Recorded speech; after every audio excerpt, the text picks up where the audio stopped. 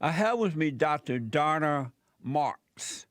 She is a licensed psychotherapist, addiction counselor, and a psychoanalyst. And it is a joy to have Dr. Donna Marks on the show this morning. Good morning, Dr. Marks. Welcome to the show. Oh, thank you so much for having me on. I was reading about you and I really admire you. Amazing. Wow. I appreciate that. I also know my producer was telling me that you were inspired to come on the show after watching a pot smoking therapist on my show, right?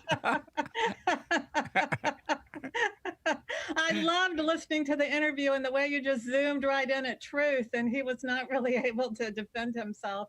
And I really loved that you were calling him out because those of us that are in the helping and healing profession need to have done the work on ourselves. And if we're Yes. smoking pot and treating patients, we're lost. We're way off course. And So I that, really loved hearing that interview. well, I appreciate that. Thank you so much. I wasn't aware of that, but I do thank you for that. So one day you were walking down the road and you decide, you know what? I want to be a psychotherapist and a psychoanalyst. What is exactly is a psychotherapist first? A What do you do? psychotherapist is trained in mental health with a bachelor's degree and then at least a master's degree after that. And then we've had supervised training and counseling. In my opinion, it's somewhat inadequate. So I went on and received other certifications after that. Right on. And psychoanalysis is where you actually have to have the therapy yourself for at least 4 years, 2 or 3 times a week with a certified psychoanalyst and 4 years of additional education and supervision. So you went through all that yourself? Yes. What did you learn about yourself that you did not know already going through that? Well, the main thing that it helped me with was to be able to establish some intimacy with another person and for the first time really trust someone. Because, like yourself, I was raised in a situation which was very painful. And by the time I was 16, I was married and planning my own dysfunctional family, divorced at 18, and really had to struggle my way out of that. So it didn't happen one day for me. I had a connection spiritually early on, Right. but it came in and out depending on the level of pain that was going on around me. So I kind of knew I wanted to help other people, but it's been a process of helping myself. Can you explain why your treatment is different than most of the other experts? Yes. I think the main thing that I do differently is that rather than telling people that they have one, they have alcohol addiction or whatever, I help them to understand that they have it all. If you've got one, you've got it all, and it'll just transfer around. Yeah. And then I actually believe it can be cured. Not that if you're an alcoholic you can ever drink again, but it can be cured by people learning how to love themselves. So my therapy really works on helping people to learn how to love themselves, which means a spiritual connection as well as a behavioral and personal connection to yourself. So if people don't do that, they're just going to keep looking for love in all the wrong places and keep substituting love with an addiction. And so you were able to overcome the traumas that you had gone through while growing up. Was it more physical trauma or spiritual trauma?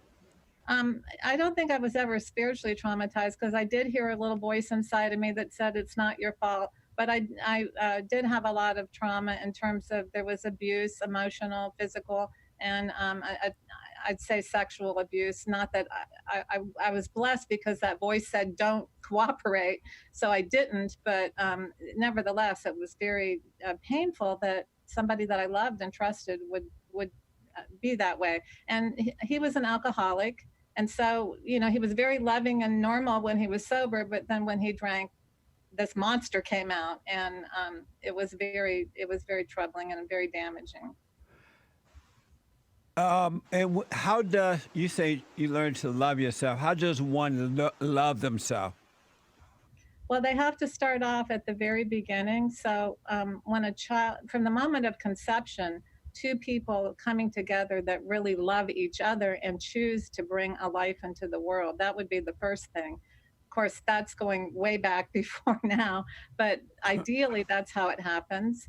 and that it's a spiritual experience. It's a beautiful experience. And then when the baby's born, both people embrace that child. They welcome that child into the world. And then that child's needs are met. And those parents are committed to meeting that child's needs. And they're not expecting that child to meet their needs. Right. And so it starts off with that early maternal bonding and the mother really embracing the baby, loving the baby. That baby feels warm, safe, secure. They're not thinking, when am I going to get attention? When am I going to get fed?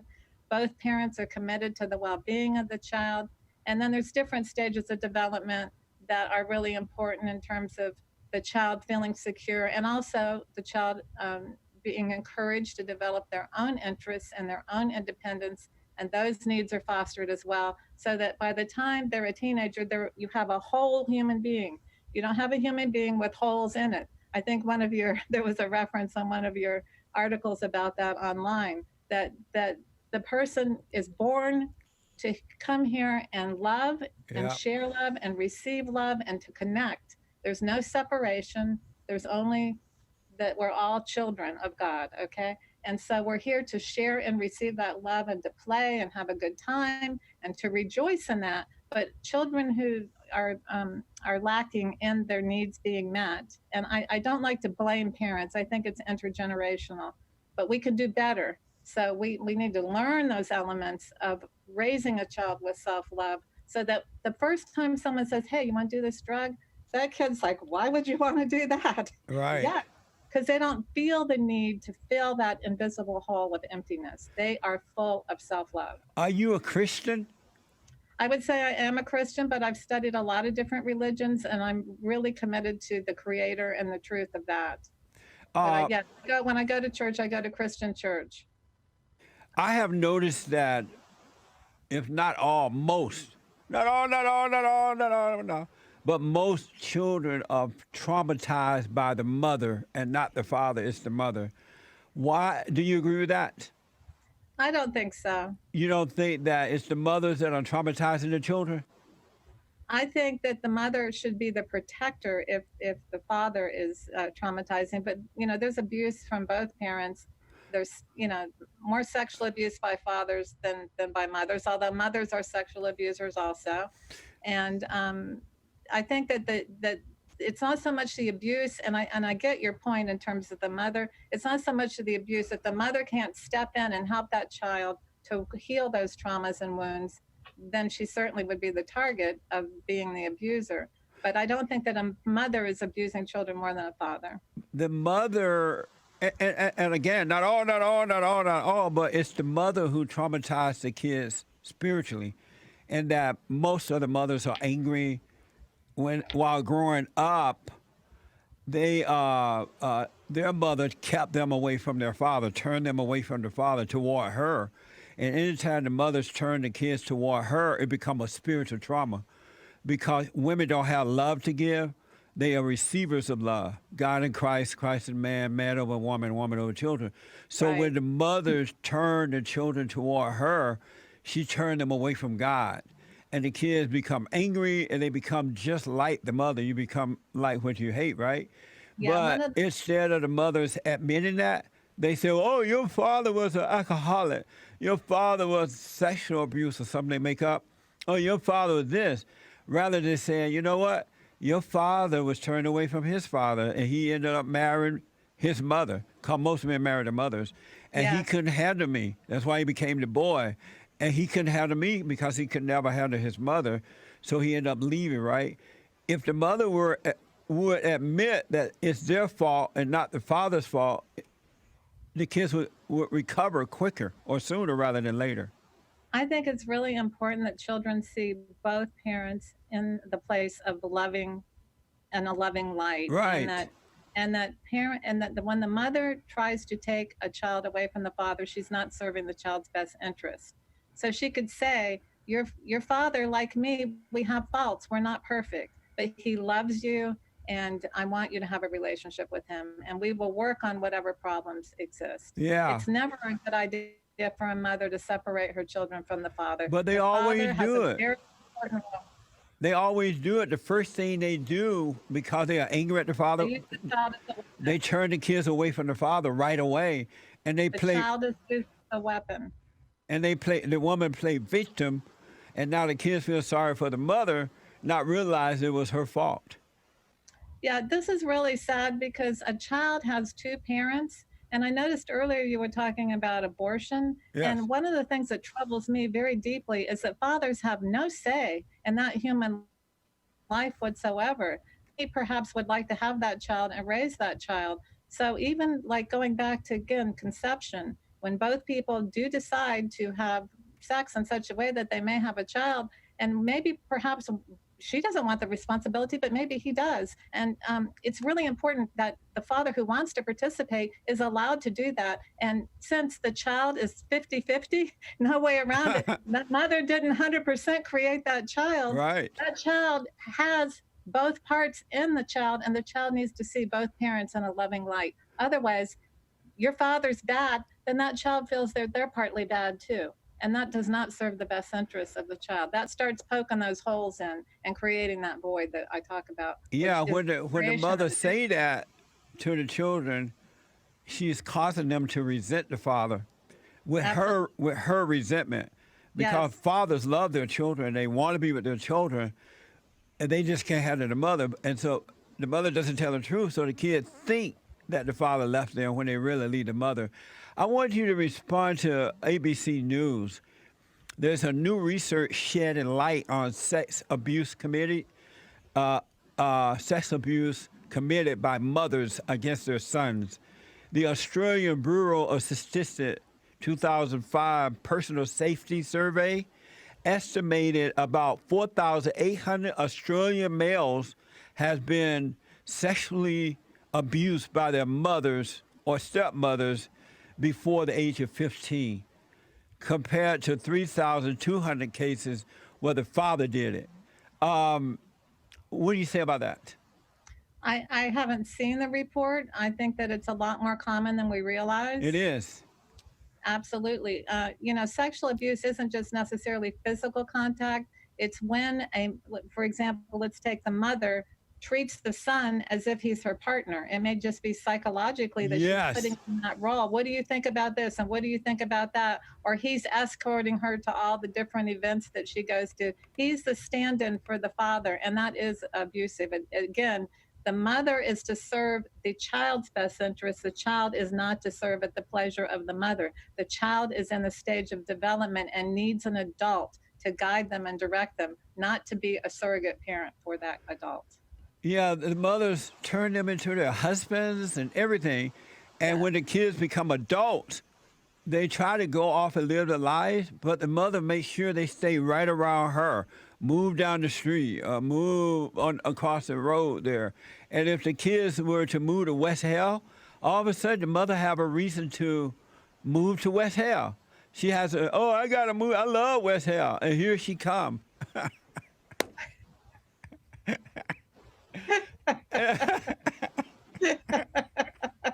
Isn't that amazing? I think it's tragic. So, do you agree with me that women don't have love to give?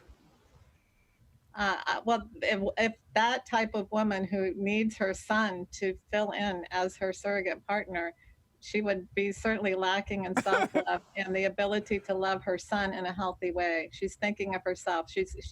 She's governing herself from her own fear of being alone, Do wo- rather than getting out in the world and going to church or finding interests and hobbies. yeah? She's relying on her son.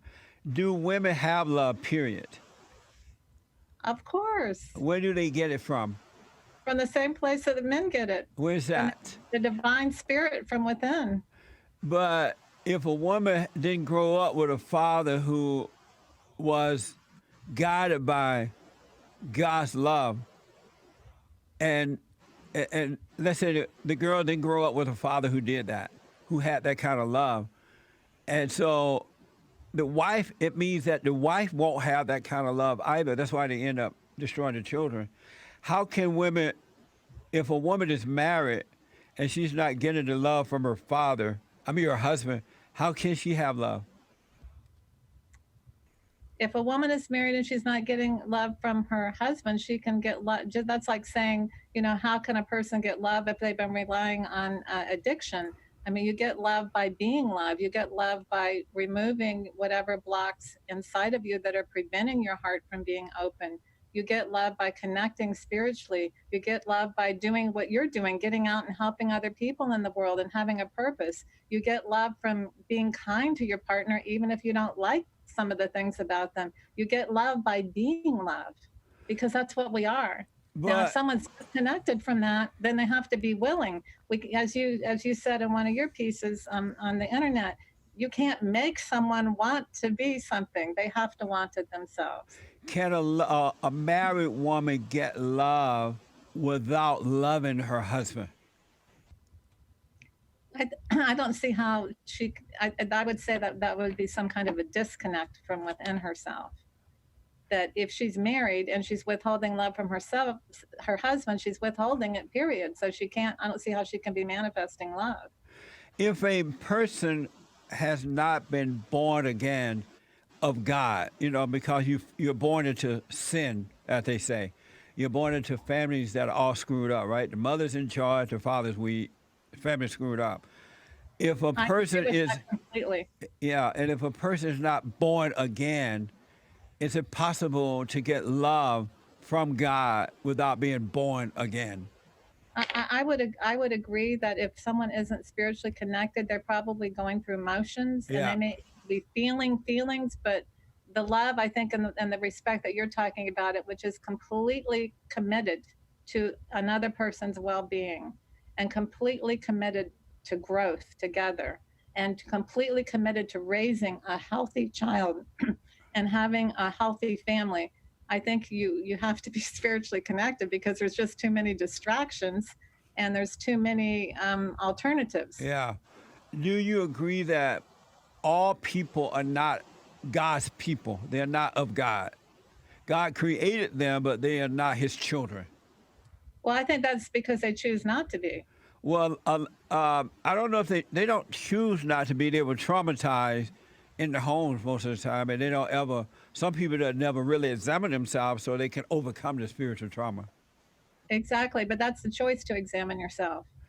Yeah, Like you and I could be out there and not here helping and committing our lives to love and to God.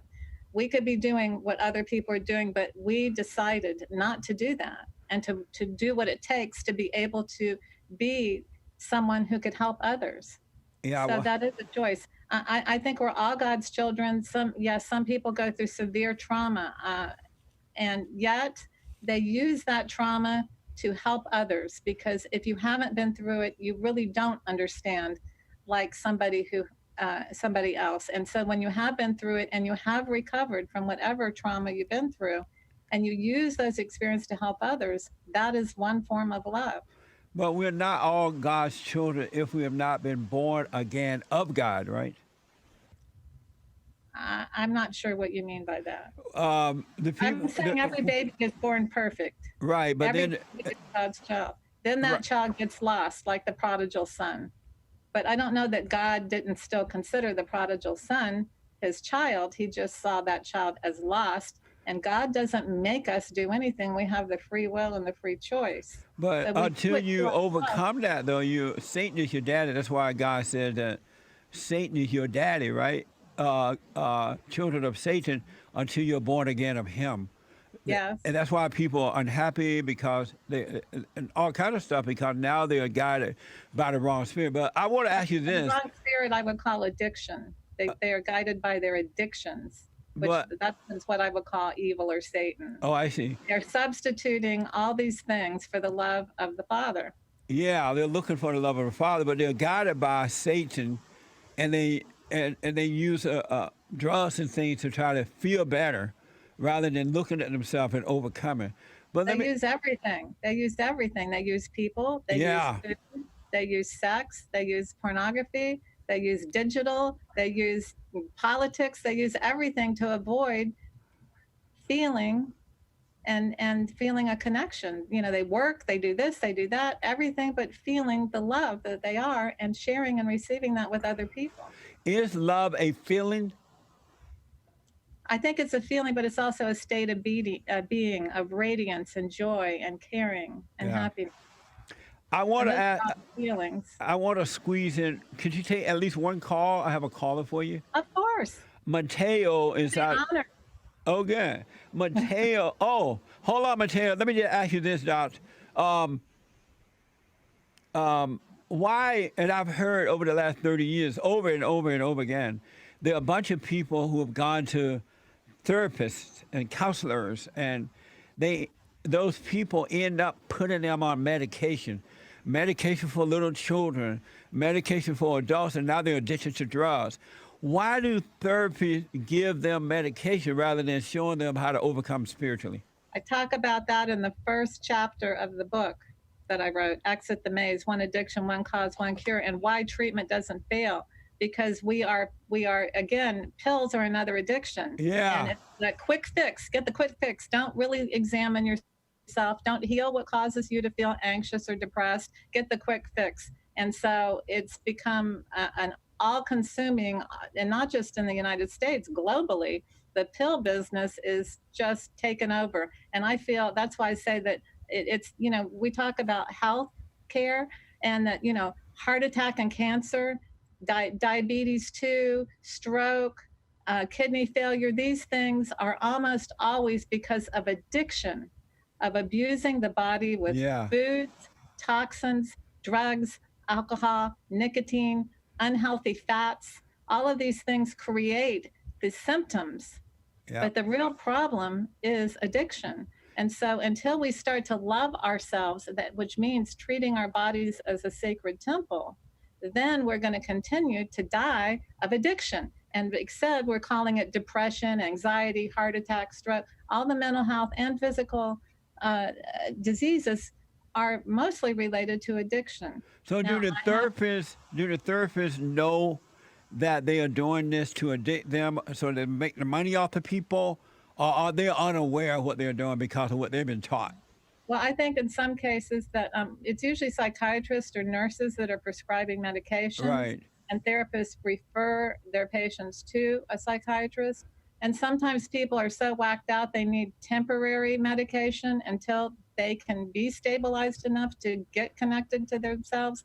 But it's like psychiatry used to be to help people. Now it's mostly to write To prescriptions. make the And money, so right? I think that, yeah, I have to say, I think in many cases it's to keep that person dependent on the drug supplier. Yeah, Not all cases, but in many cases they're just a legal drug supplier. amazing. Let's go to Mateo out of Oklahoma. Let's see here. Mateo, thanks for calling. You're on the air with Dr. Donald Marks. Good morning to both of you. Happy hump day. Good morning. I have two questions now, but my first question is, for years I said I went through life saying depression was a choice.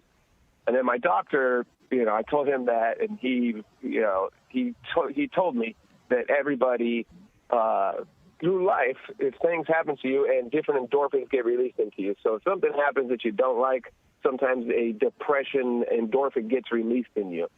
And the only difference between people is how long it lasts, right? So as stuff happens to all of us, and how we choose to respond to what happens to us decides how we live.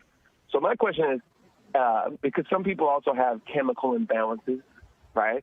How many of the people that you see do you think that depression is a choice? And by choice, I mean that they choose not to focus on all the things that they have and be grateful for and all the many blessings in their life, and they focus on all the things that they don't have. So your simple question is, does she believe depression is a choice? Yes. What do you say, Dr. Mark? The amount of people. Hold on, Mark. Hold on, Mateo. Go ahead, Dr. Mark. I think his question demonstrates the mass confusion out there. Okay. It's massive confusion, and the therapists and the mental health community are equally confused. I think that of all the thousands of cases I've had, probably 3 people had actual chemical imbalances in their brain. One was schizophrenic. He thought he could fly off of a roof. It scared me. I sent him to a psychiatrist right away. And because he was going to, he actually believed he could fly off of a roof. And then I've had another person who was bipolar and he could not function. He could not get out of bed. We tried everything. So I sent him to a psychiatrist. They're both doing very well. All the other cases, this is what I want to say about depression and anxiety. I call anxiety fear. I don't believe in anxiety. I believe when the person's having a panic attack, they're reliving something in the past and something's happening now that they're afraid of. And so I teach people how to choose to love themselves through that fear instead of letting them take it away instantly, because it doesn't go away. You get a temporary hit and get a temporary high, and then the fear returns even greater. You haven't gone anywhere. You haven't resolved anything. And then with depression, guess what? Life is painful sometimes. It's okay to be depressed. It's okay to go through a grieving process when you've lost someone. It's okay to feel like you're not going to make it through this. But if you use your tools of loving yourself and staying connected spiritually and knowing that there's a better plan on the other side of this and keeping your faith and building your spiritual muscle of faith, you don't need to be on medication for life depression.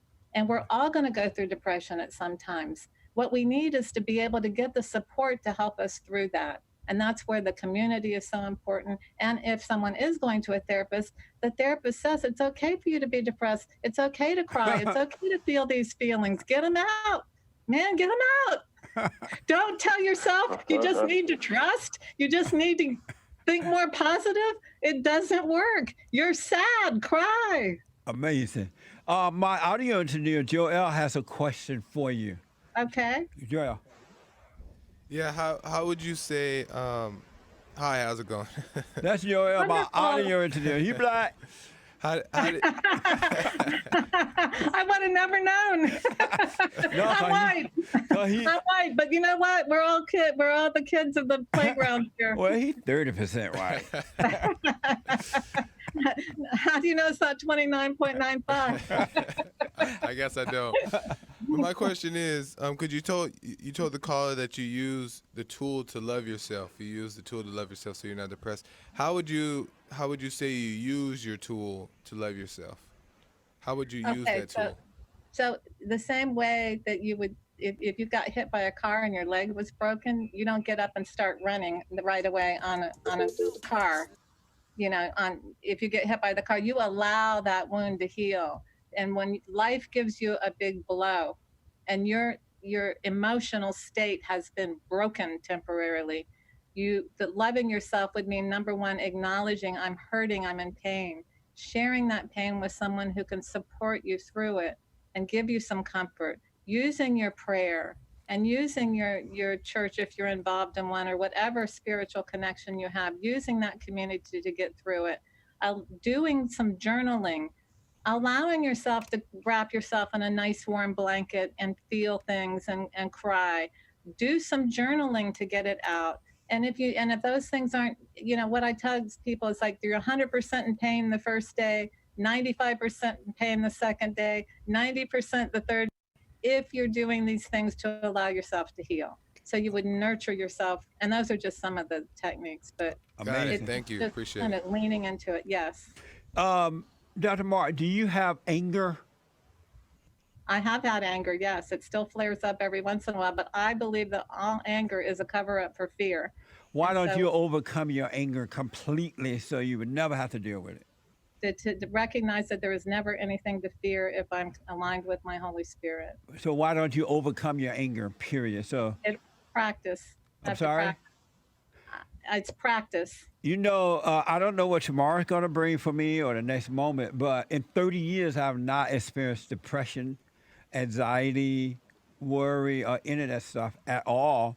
And the reason for it, without a doubt, is that the spirit of anger was taken away from me. Beautiful. It was taken out of my whole being and replaced with perfect love from God, right? And in Beautiful. perfect love, there is no fear and doubt and anxiety and worry. Right. At any time, no matter what the situation is, because you can see, you have faith and you can see, and you're not connected to the lying thoughts anymore that make you Right. worry or make you afraid. Right. So there is, as of now, 31 years really, there is no fear in me or anger or depression That's because beautiful. it was taken away. Do you believe that it could be taken away from you I completely? do. I do. Uh, I did, do believe that. did you forgive your mother for screwing you up? Absolutely. You went to I her? forget.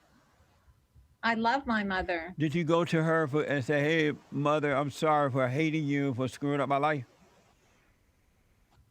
I have shown her that. But you didn't tell her you forgave her Well, I don't think I have anything to forgive her for. for making you She like. did. Because she did the best that she could, and so the forgiveness goes beyond me telling her that. I know, Like but we're supposed to go to the person and forgive them. okay, well, if someone would have told me to go tell her I forgive her, I would have. Go to her. I'm sorry. Go to your mother and forgive her.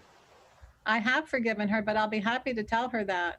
And But this, I don't think she thinks that. I don't think she thinks that I haven't forgiven her. She knows how much I love her and appreciate her. I tell her all the time, But- and I thank her for the gifts that she gave me.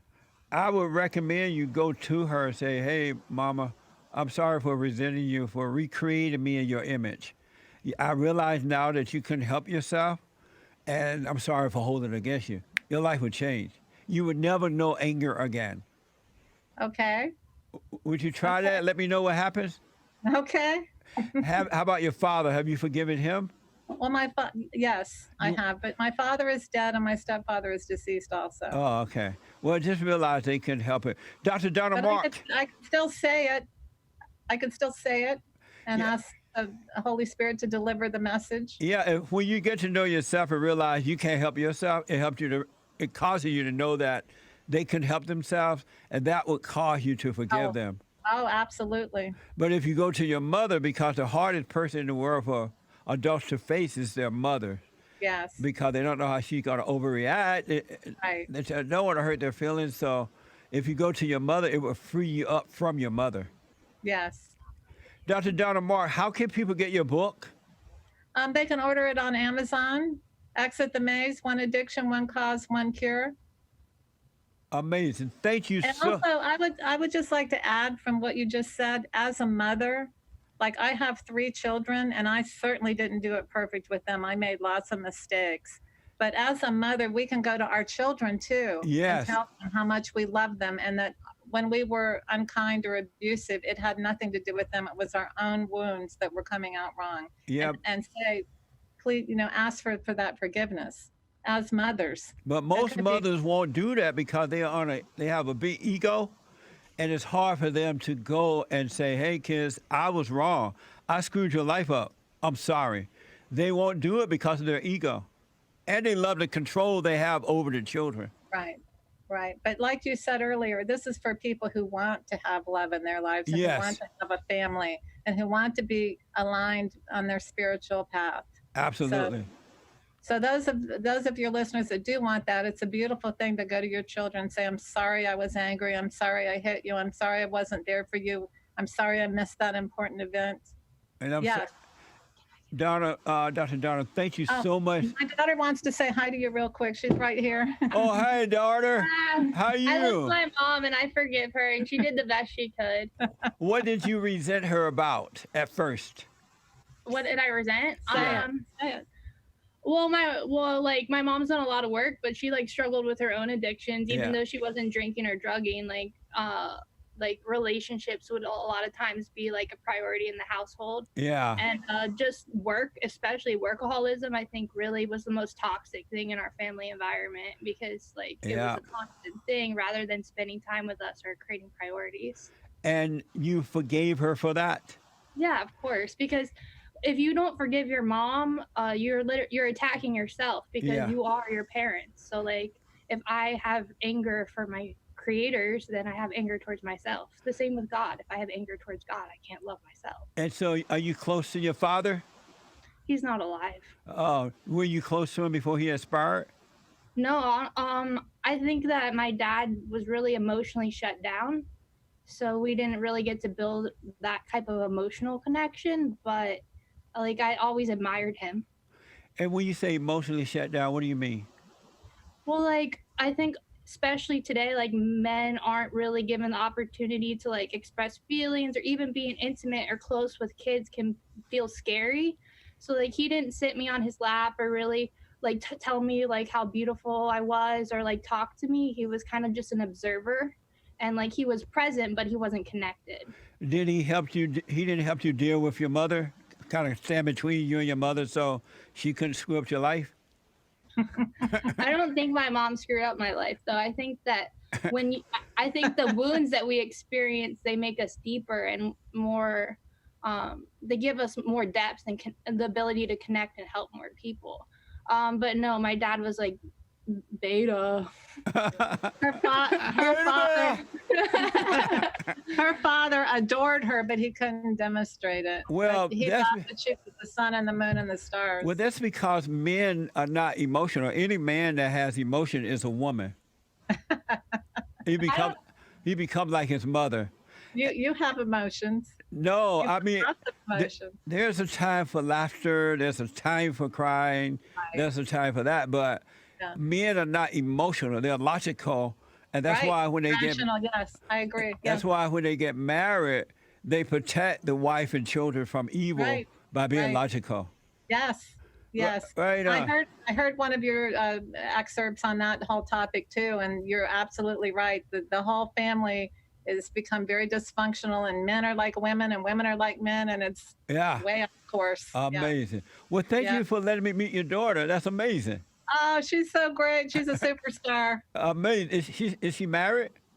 No, Not yet. Okay. no. Well, She's waiting for Mr. Right. that's right. Like Thank you said, she's waiting for one of these guys who's not afraid to be a man. There you go. I love that. Dr. Mark, thank you again. One more time, tell the folks how to get your book. On Amazon.com. Exit the Maze, One Addiction, One Cause, One Cure. Amazing. Thank you, Dr. Donna Mark, for They can coming on. also go on my website, www.drdonnamarks.com, and get on the mailing list. I send out blogs, and we do workshops and retreats, and Right love to on. have people join us. Thank you so much. Have a good day, all right? This was such an honor and so much fun. Thank you. It was fun. God bless you. God bless you. All right. Thank you. Amazing. That was Dr. Donna Marks. All right. Let me go back to Ron out of Louisiana. Amazing. And don't forget to like, follow, tweet, subscribe, and share the Jesse Lee Peterson radio show, folks. We really appreciate it. We are at war. It is a spiritual battle for the soul of America. And it's going to take all of us to do it.